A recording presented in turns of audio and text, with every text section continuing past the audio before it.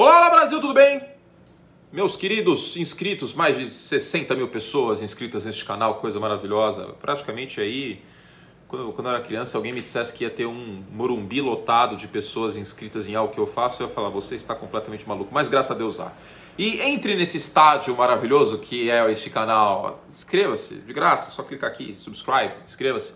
Like no vídeo também para mais conteúdo, curte Plus, né? O conteúdo premium deste canal maravilhoso. Fiz um vídeo hoje sobre o Chicago Cubs, com bastante clubismo e muita raiva no coração. E também farei mais vídeos sobre o que os times podem fazer, né? Ainda tem que falar de Packers, ainda tem que falar de Giants, ainda tem que falar de Seattle Seahawks, que não tem escolha na primeira rodada. Né? Alguns times aí que tem bastante torcida no Brasil. E eu farei vídeos exclusivos de membros para tratar desses assuntos. Também fiz um vídeo de vencedores e perdedores, o GP da Emília-Romanha. Tá lá no Curte Plus, assine o Curte Plus. Agora, esses vídeos aqui todos serão abertos, né? Eu prometi para vocês que ia falar pelo menos um pouquinho de todos os times da NFL, todos os 32 antes do draft, e é para isso que este vídeo serve. Também este vídeo em texto, lá no Pro Football, texto aberto para todo mundo, então, porque eu sei que tem esse lado de levar o futebol americano o máximo possível. Claro, tem que pagar as contas, ter o conteúdo premium, mas também temos que levar conteúdo aí acessível a todo mundo. Então, essa série de vídeos que estou fazendo aqui, assim como os textos, as necessidades para o draft, abertos para todo mundo, podem ficar tranquilos. Para quem assina o canal, vocês também estão sustentando esse negócio, de alguma forma, tá? Então, beijo carinhoso, obrigado mesmo. Gente, vamos lá falar da NFC West. Estou com a minha colinha aqui e eu separei pelo menos duas necessidades por time. Quais são os times da NFC West, que é a divisão mais forte da NFL no momento? Seattle Seahawks, Los Angeles Rams, Arizona Cardinals e San Francisco 49ers. Eu vou falar em ordem da classificação na temporada passada. Vamos começar com Seattle então.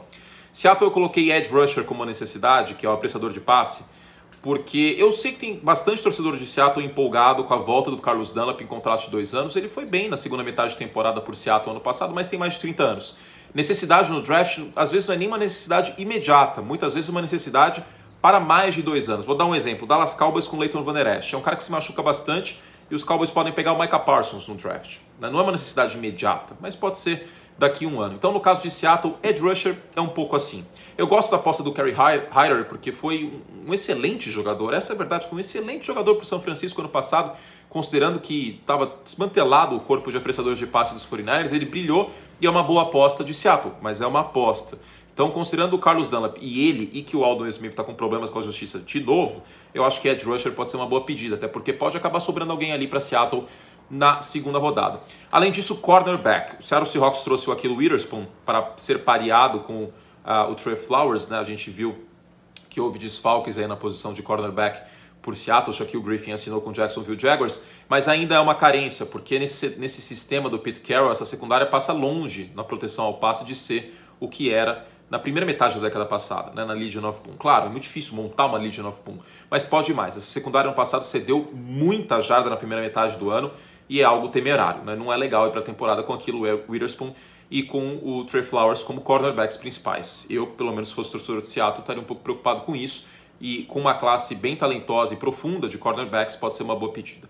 Passando para o Los Angeles Rams, é um time com poucas necessidades. A necessidade mais gritante era a posição de quarterback. Conseguiu o Matt Stafford, uma troca muito boa para Los Angeles, por mais que tenha sido cara. Pode ser, como vocês me ouviram falar muitas vezes, a peça que faltava para o quebra-cabeça dos Rams. Mas tem outras necessidades, aqui neste caso também pensando no futuro. A linha ofensiva, acho que é a principal necessidade aqui, porque o Andrew Whitworth, left tackle, tem 39 anos, e nós estamos diante de uma classe bem talentosa de offensive tackles, pode sobrar alguém ali na segunda rodada. Los Angeles, assim como Seattle, não tem escolha na primeira. E a gente também tem que pensar em slot cornerback, né, que é o nickelback, aquele cara que marca o jogador do slot. Para lembrar vocês, o slot tem os jogadores na ponta aqui, os wide receivers. O slot é o que fica entre o wide receiver da ponta e a linha de scrimmage com a linha ofensiva, tá? E o jogador que marca o slot wide receiver é o nickelback. Não é a banda, chama nickelback, eu juro. Porque o defensive back entra na formação níquel. A formação níquel é aquela com 5 defensive backs e não 4, como era o padrão aí até mais ou menos final da década de 2000. E ano passado 77%, de acordo com o ESPN Stats and Info, de passes completos para essa posição. E ainda perdeu o Troy Hill, ainda teve desfalques na secundária os Rams. Então essa é uma posição que o time pode pensar com carinho também na segunda rodada. Passando para o Arizona Cardinals, outro time com poucas necessidades. Os times aqui são bem fortes nessa divisão, não tem tantas necessidades assim. No caso de Arizona, tight end é uma necessidade. Desde a década retrasada, a década de 2000, os Cardinals não têm um tight end com 500 jardas recebidas. E antes que você diga, eu sei, o sistema do Cliff Kingsbury, o Air Raid, não usa tanto o tight end. Mas e com o Max Williams de titular, aí acho que é forçar um pouco, né? Não precisa.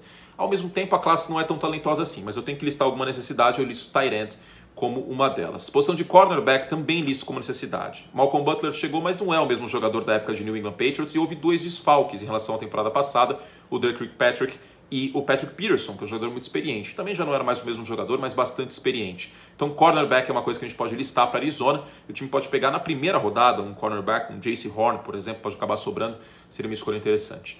Para fechar o vídeo, o San Francisco 49ers, quarterback é uma necessidade, né? Porque o Jimmy Garoppolo perdeu 50% dos jogos, 50% dos snaps desde que chegou no final de 2017. São Francisco sabe disso e subiu para a terceira geral para pegar um quarterback, seja o Justin Fields, seja o Mac Jones.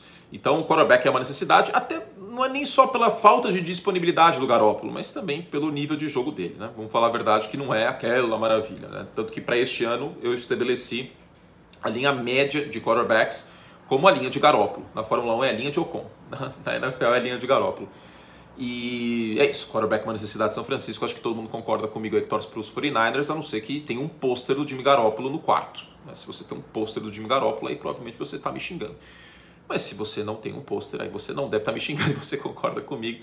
E aí eu coloquei também Edge Rusher, porque saiu o Kerry Hyder e o Dee Ford machuca muito, então para parear alguém com o Nick Bosa seria uma boa pedida. Solomon Thomas saiu também, a rotação de apressadores de passe ficou um pouco desfalcada. E defensive back como um todo, né? Tem a boa aposta no Jason Verrett, mas perdeu o Richard Sherman, que era uma peça importante e veterana dessa secundária, e o Ahkello Witherspoon. Então, em termos de rotação, talvez esse defensive back como um todo possa ser uma boa pedida lá em São Francisco, certo? Fizemos todos os que podíamos. É óbvio que vocês não precisam concordar com tudo que eu estou falando no vídeo. Você pode achar que tem alguma outra necessidade ou que alguma que eu falei. Tenho certeza que vai aparecer torcedor de Seattle dizendo que Edge Rusher não é uma necessidade. Tudo bem, não tem problema. Eu acho que são questões subjetivas e eu estou trazendo a minha visão aqui e estamos aqui para debater e conversar sobre, tá bom? Um beijo, carinhos para vocês. Coloca aí se eu esqueci alguma necessidade, se você discorda ou se você concorda também. É sempre gostoso conversar com vocês, tá bom? Para mais conteúdo, assine o Curte Plus. Só clicar aqui em Join. Te espero para bastantes vídeos nas próximas semanas e dias, né? Vai ser bem legal esse conteúdo agora em abril. E não esquece de dar like no vídeo. Se você não está inscrito no canal, se inscreve também. Tem um monte de canal que eu assisto que eu me esqueço de se inscrever no final. Vai aparecer minha cabeça aqui, ó, horrível. Clica aqui na minha cabeça. Se estiver com raiva de mim, clica, pá, o mouse com força. Aqui, vou pegar o mouse aqui, ó. Aperta aqui, ó. Tchau. Beijo.